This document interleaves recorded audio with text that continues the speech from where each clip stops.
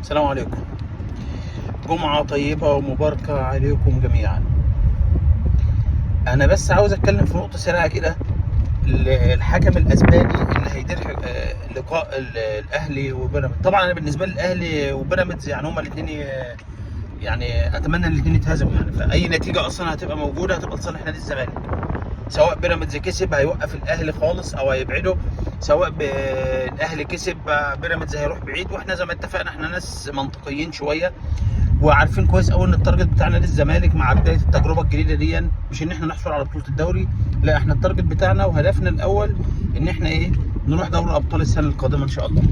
ف ف ف ولكن الكلام ده بشكل عام، يعني ازاي ان مثلا يعني حكم من سنتين يعمل كارثه بتاكيد ويعني الخبراء بتوع التحكيم عبر الفيفا والاتحاد الدولي. الحاله بتاعت الحاجه بتاعت حسين الشحات واحمد حمدي ده، او محمد حمدي اللي هو الباك ليفت بتاع البيراميدز، ضربه الجزاء الشهيره. الناس قالت لك ده طبعا ده فيها كارت احمر لحسين الشحات، ونفس الحكم ده هو اللي حسب البلين وراح برده. يعني الماتش خلص 2-2. المهم يعني ما علينا من النتيجه، او معنا من كسب من فاز من اتهزم. ولكن انت ازاي كاتحاد كوره او لجنه تحكيم توافق ان انت تجيب نفس الحكم بنفس الطقم اللي كان بيدير اللقاء ده؟ يعني حاجه في منتهى الغرابه. يعني ما فيش في العالم كله حكم يقدر يدير اللقاء ده غير الحكم المشبوه اللي حكم، يعني اللي كان قدامه حاله والفار ما رجعوش او الفار رجعه ايا كان، تقدر تجيبه تاني؟ عيب، يعني ما يصحش يعني الكلام ده يا جماعه.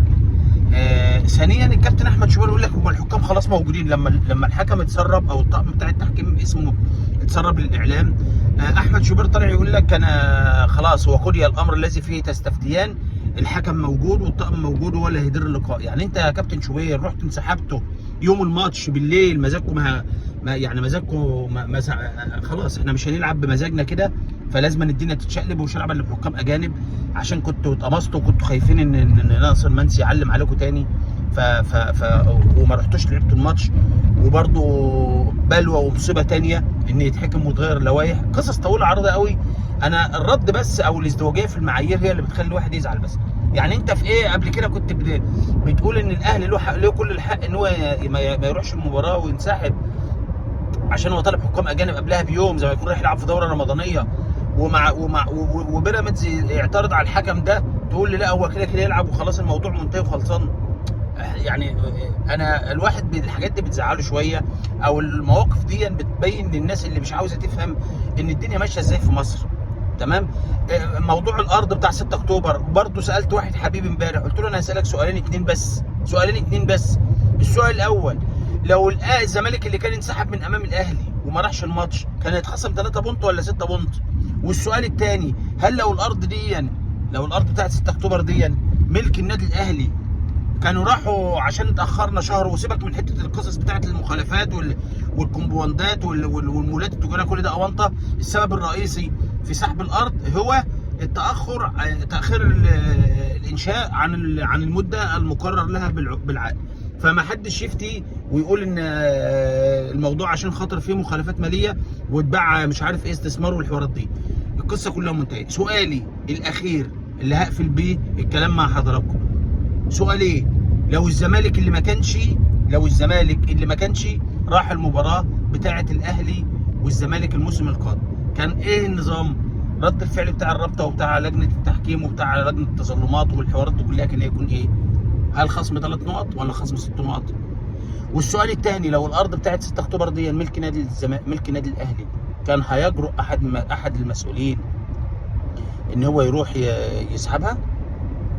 تمام. وعلى فكره استاد الاهلي بقاله 10 سنين او 12 سنه تحت الانشاء، ما بتعملش غير حفلات بس كل ما الدنيا تقع شويه مع الاهلي عشان يرفعوا من روح العزيمه والروح المعنويه عند جماهيرهم، يروحوا يصوروا كده حفله في ويقول لك احنا عملنا، ويدعوا ناس مسؤولين والكلام ده وينيموا العالم. فالاراضي اللي الاهلي واخدها كلها سواء في زايد او في 6 اكتوبر او في هنا او في التجمع مواعيدها مظبوطه؟ اشك والله. فاحنا بصراحه عايشين في عبث رياضي يعني يشمل كل شيء يخص نادي الزمالك.